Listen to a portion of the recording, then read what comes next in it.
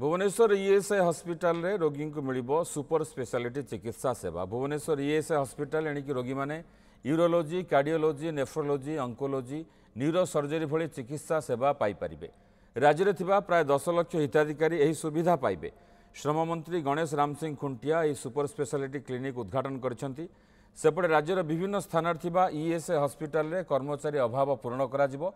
उद्घाटन अवसर में भुवनेश्वर ईएसआई हॉस्पिटल अधिकारी हाईटेक मेडिकल कॉलेज रो मैनेजिंग ट्रस्टी उपस्थित थिले।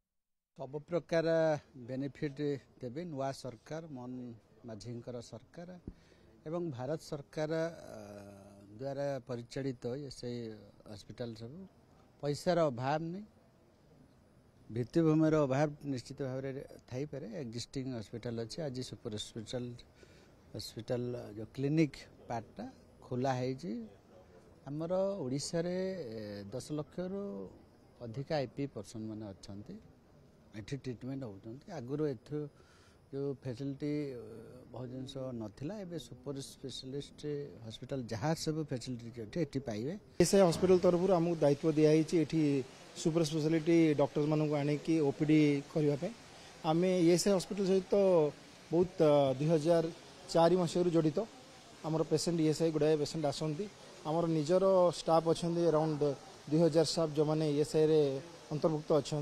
तो ये जो अपॉर्चुनिटी आमको दिखाई कृतज्ञता जनाऊँ।